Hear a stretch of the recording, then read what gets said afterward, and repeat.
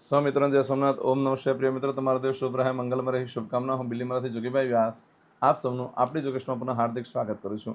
મિત્રો, આજ રોજ જોઈશું આજનું શુભ પંચાંગ. આજે તારીખ છે 24/6/2025 ને મંગળવાર, જેઠ વદ 14 તિથિ છે. આજે મંગળવારને 14 છે. આજે ભગવાન શિવને ગોળના પાણીથી અભિષેક કરો. જે લોકોને નોકરી ધંધામાં પ્રોબ્લેમ છે, મળતો નથી, નોકરી ધંધો વેપાર ધંધો ચાલતો નથી, એ લોકો આજે ગોળના પાણીથી અભિષેક કરવાનો ભગવાન શંકરનો. ભગવાનની પાસે જઈ ગોળનું પાણી ઉપર જળાધારી હોય તેમાં રેડી દેવાનું અને ત્યાં બેસીને હનુમાન ચાલીસાનો પાઠ કરી લો અને પછી પાછી ચોખ્ખું પાણી ચડાવી દો. આનાથી નોકરી ધંધો મળી જશે તમને. બહુ સરસ દિવસ છે. આજે હનુમાનજીની પણ ઉપાસના આરાધના કરવા માટે શ્રેષ્ઠ દિવસ છે. આજે રોહિણી નક્ષત્ર છે અને પછી મૃગશીર્ષ નક્ષત્ર છે, એટલે હનુમાનજીને પણ આજે તેલ સિંદૂર વગેરે અર્પણ કરી હનુમાનજીની પણ પૂજા કરવી જોઈએ. સરસ દિવસ છે, ચોક્કસ કરજો. આજે જે બાળકનો જન્મ થાય છે એની તિથિ ગણાય છે 14 થી આજે સાંજે 7:01 પૂર્ણ થઈ જાય છે. ત્યાર પછી જે બાળકનો જન્મ થાય ને અમાસ તિથિ ગણાશે. આજે જે બાળકનો જન્મ થાય છે નક્ષત્ર ગણાય છે રોહિણી. રોહિણી નક્ષત્ર બપોરે 12:55 પૂર્ણ થઈ જાય છે અને ત્યાર પછી જે બાળકનો જન્મ થાય ને મૃગશીર્ષ નક્ષત્ર ગણાશે. આજે જે બાળકનો જન્મ થાય છે એનો યોગ ગણાય છે શૂલ. શૂલ યોગ આજે સવારે 9:36 પૂર્ણ થઈ જાય અને ત્યાર પછી જે બાળકનો જન્મ થાય એનો ગંડ યોગ ગણાશે. આજે જે બાળકનો જન્મ થાય છે એનું કરણ ગણાય છે વિષ્ટિ. વિષ્ટિકરણ સવારે 8:35 પૂર્ણ થઈ જાય છે અને ત્યાર પછી જે બાળકનો જન્મ થાય એનો શકોની યોગ ગણાશે. આજે જે બાળકનો જન્મ થાય છે એની રાશિ ગણાય છે વૃષભ. વૃષભ રાશિની અક્ષર આવે છે બહુ. વૃષભ રાશિનો સ્વામી શુક્ર ગણાય છે. પરંતુ મિત્રો, આ વૃષભ રાશિ આજે 11:37 પૂર્ણ થઈ જાય છે. ધ્યાન રાખજો, આજે રાત્રે 11:47 વૃષભ રાશિ પૂર્ણ થઈ જાય છે. રાશિ બદલાય છે. રાત્રે 11:47 પછી જે બાળકનો જન્મ થાય એની રાશિ મિથુન ગણાશે. આ મિથુન રાશિની અંદર અક્ષર આવે છે ક છ ગ. મિથુન રાશિનો સ્વામી બુધ ગણાય છે. આ મિથુન રાશિવાળા દ્વિ સ્વભાવના હોય છે. જરા વડે પોતાનું સ્વભાવ બદલતા રહેતા હોય છે, પોતાનું કાર્યક્ષેત્ર બદલતા હોય છે. એમની પર વિશ્વાસ રાખીને જલ્દી કાર્ય કરવું હોય તો થોડી તકલીફવાળું કામ છે. એ લોકો ગમે ત્યારે પોતાનો નિર્ણય બદલી કાઢતા હોય છે. નુકસાન નથી કરતા કોઈને, પરંતુ નિર્ણય બદલતા રહેતા હોય છે. પોતે એક સરખો નિર્ણયથી નથી રહી શકતા. મિથુન રાશિ આજે રાત્રે 11:47 શરૂ થાય, 27 તારીખે મળસ્કે 1:41 પૂર્ણ થઈ જાય છે. એટલે ત્યાં સુધી જે બાળકોને જન્મ થાય બધાની રાશિ મિથુન ગણાશે. આ રાશિ તિથિ વાર નક્ષત્ર કરણનું બહુ જ મહત્વ છે. મિત્રો, એમાં જેનો જન્મ હોય તેની ચોક્કસપણે પૂજા વિધિ કરી લેવી, જેથી કરીને જીવન સરળ બની જાય. આજે જે કોઈ મારા સબસ્ક્રાઇબ મિત્ર એમાં ઘર પરિવારમાંથી કોઈ પણ સદસ્યની વર્ષગાંઠ છે, મેરેજ એનિવર્સરી છે, બધાને મારી ઘણી ઘણી શુભકામના. તમારા જીવનમાં ખૂબ પ્રગતિ ઉન્નત થાય. ભગવાન શંકર તમારી બધી મનોકામના પૂર્ણ કરે, હું સોમનાથ દાદાને પ્રાર્થના કરું છું. મિત્રો, આજના દિવસે આજનું શુકન કરવાનું ભૂલશો નહીં. આજનું શુકન કરેલું હશે આખું વર્ષ તમારું સુંદર રીતે વ્યતીત થશે. આજે જે કોઈ મારા સબસ્ક્રાઇબ મિત્ર એમાં ઘર પરિવારમાંથી કોઈ પણ સદસ્ય કોઈ જગ્યા પર ઇન્ટરવ્યૂ આપવા જઈ રહ્યા છે, કોઈ નોકરી ધંધો ચાલુ કરવા જઈ રહ્યા છે, કોઈ યાત્રા પ્રવાસ માટે જઈ રહ્યું છે, કોઈ વિદેશ જઈ રહ્યું છે, કોઈને ઓપરેશન, કોઈ નવા રમતગમતમાં ભાગ લેવા જઈ રહ્યું છે, આજના દિવસે કોઈની સગાઈ હોય, કોઈની છઠ્ઠીની પૂજા હોય, આવા કોઈ પણ કાર્ય તમે કરવા જઈ રહ્યા હોય તો હું સોમનાથ દાદાને પ્રાર્થના કરું કે સફળતા મળે. પરંતુ મિત્રો, આજના દિવસે કોઈ પણ કાર્ય કરવા માટે નીકળો તો આજનું શુકન કરીને નીકળજો. આજે 14 પણ છે. નક્ષત્ર બહુ જ સરસ છે. બપોરે 12:55 સુધીમાં કોઈ પણ કાર્ય કરવું હોય તો કરી શકો, પરંતુ 14 છે અને પછી અમાસ છે, એટલે એમ તો કોઈ કાર્ય કરવા માટે હા પાડવામાં આવતી નથી. છતાં પણ જો કોઈ કાર્ય કરવા માટે નીકળવાનું તો આજનું શુકન કરીને નીકળો. સોમનાથ દાદા એમાં સફળતા પાવે. આજે ઘરેથી કોઈ પણ કાર્ય કરવા માટે નીકળો છો તે પહેલાં આટલું ઘરેથી મંગળવાર છે એટલે કરીને નીકળવાનું. ઘરે મંગળવાર છે એટલે કાકાને, ફોઈને, ફુવાને કે મોટા ભાઈને વંદન કરીને નીકળો. ઘરે પૂજાના સ્થાનમાં વંદન કરીને નીકળો. આજે ગોત્રાને ખાસ આજનો અમાસ છે સાંજે, એટલે આજે શું કરવાનું, ભાખરી બનાવવાની ઘઉંની અને એની પર ગોળ લગાવવાનું ઘી સાથે, અને પછી કૂતરાને ખવડાવી સાંજના સમયે. એનાથી ભય, રોગ, શત્રુ બાધા પર વિજય પ્રાપ્ત થશે. આજે કોઈ પણ કાર્યક્રમ માટે ચોક્કસ સમય આપણે જોઈ લઈએ. સવારે 9 થી બપોરે 1:30 સુધીનો સમય શુભ રહેશે. બપોરે 3 થી સાંજે 4:30 વાગ્યા સુધીનો સમય શુભ રહેશે.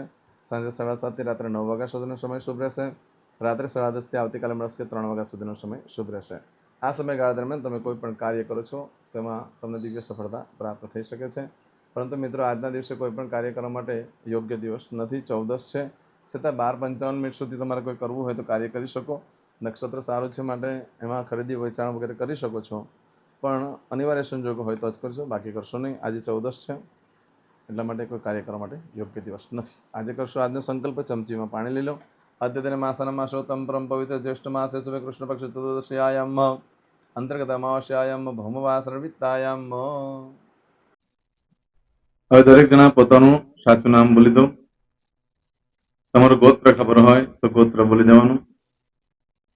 પછી બોલવાનું છે અહમ મમ આત્મન શ્રુતિ સ્મૃતિ પુરાણોક્ત પુણ્ય ફલ પ્રાપ્તિ અર્થમ અપ્રાપ્ત લક્ષ્મી પ્રાપ્તિ અર્થમ પ્રાપ્ત લક્ષ્મી ચિરકાલ સૌ રક્ષણાત્મક લોકેવા સભાયામ રાજદ્વારે વ્યાપારે વિદ્યા અભ્યાસે દેશે વિદેશે સર્વત્ર યશ કીર્તિ વિજય લાભાદિ પ્રાપ્તિ અર્થમ મમ અખિલ કુટુંબસ્ય આયુ આરોગ્ય ऐश्वर्यादि प्राप्ति अर्थम मम जन्म समय तथा च विप्र वृंदानां जन्म समय जन्म कुंडली मध्ये स्थित ग्रहः गोचर ग्रहः महादशा अंतर्दशा प्रत्यंतर्दशा तथा च योग युति दृष्टि मध्ये शुभ फल प्राप्ति अर्थम भय रोग शत्रु बाधा दोष मारण तारण मंत्र तंत्र अरिष्ट दोष पीड़ा निवृत्ति अर्थम भूत प्रेत पिशाचादि द्वारा रचित अरिष्ट दोष निवृत्ति अर्थम मम सकल मनवांछित फल. હવે તમારા મનમાં જે કઈ ઈચ્છા હોય તે બોલી જવાનું.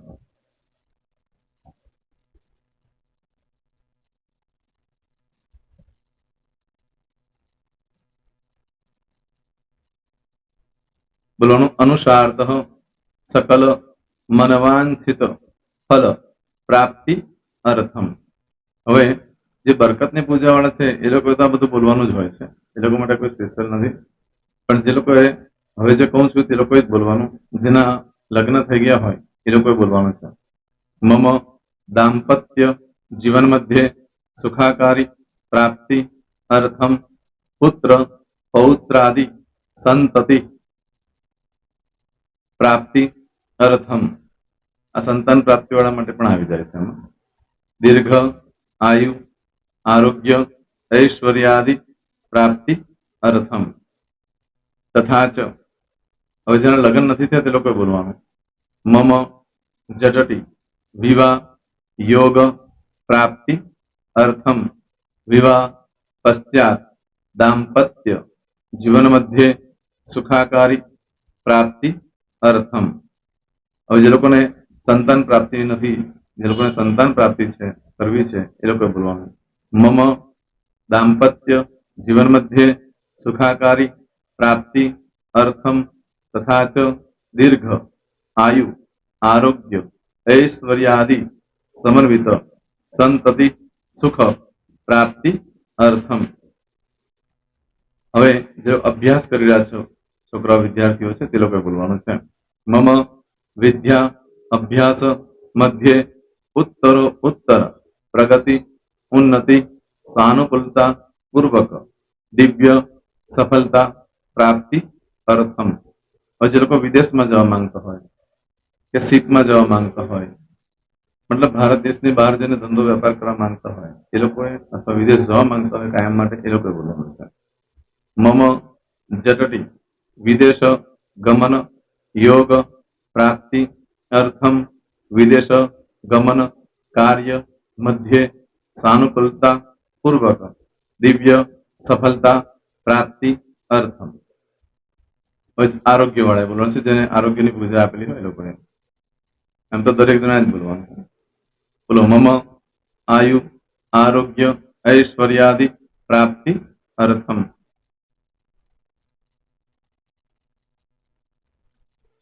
હવે દરેક જણા બોલવાનું. સકલ મનવાંછિત ફલ પ્રાપ્તિ અર્થમ અદ્ય દિને પ્રધાન દેવતાનામ નિત્ય દિન અનુસાર્તઃ પૂજન અર્ચન કર્મણિ અહમ કરીશ્યે. પાણીવાળી થાળીમાં પાણી મૂકી દેવાનું છે.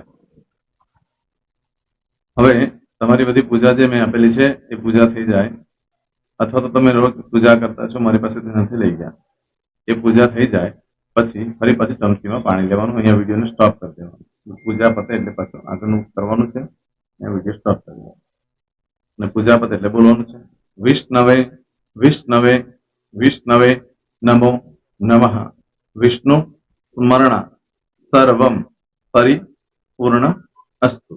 એતાની ગંધ પુષ્પ ધૂપ દીપ નૈવેદ્ય તાંબૂલ પ્રદક્ષિણા સહિત પ્રણુ મમ સકલ મનવાંછિત ફલ પ્રાપ્તિ અર્થમ પૂજન અર્ચન પ્રિયદાન ન મમ. પાણી મૂકી દેવાનું, પાછું પાણી લેવાનું.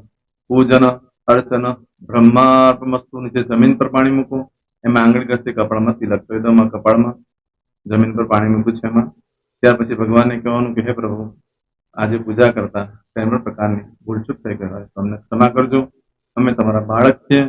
પ્રભુ, તમારો ખૂબ આભાર માનું છું. આજે મારી પાસે તમારી પૂજા કરાવી, મારી મનોકામના પૂર્ણ કરી. પ્રાર્થના કરી દો. જગ્યા પરથી ઉભા થઈ શ્રીનારાયણ ભગવાનને પાણી ચડાવી દો અને નિત્ય કર્મ જે કરતા હોય તે કરો. જય સ્વામિનારાયણ. તમારો દિવસ શુભ રહે, તમે અને તમારો પરિવાર સુખી રહે, સંપન્ન રહે, સુરક્ષિત રહે, એ ભગવાન સોમનાથ દાદાને પ્રાર્થના. તો મિત્રો, તમે મારા વિડીયોને લાઈક ના આપી હોય તો સૌથી પહેલા લાઈક આપી દો, અને ત્યાર પછી જો તમે મારી આ ચેનલ સબસ્ક્રાઇબ ન કરી હોય તો સૌથી પહેલા સબસ્ક્રાઇબ કરી લો અને બેલ આઇકોન ઓલ પર ક્લિક કરવાનું ભૂલશો નહીં, જેથી કરીને સૌથી પહેલા નવી વિડીયો જે કંઈ મૂકું એ તમને મળે. મિત્રો, કંઈ પણ મૂંઝવણ હોય તો મને આ નંબર પર તમે ફોન કરીને પૂછી શકો છો. મારો મોબાઈલ નંબર છે 9825546459. મિત્રો, કોમેન્ટ્સમાં જય સોમનાથ લખવાનું ભૂલશો નહીં. ફરી પાછા નવા વિડીયો સાથે મળીએ. ત્યાં સુધી સૌને જય સોમનાથ.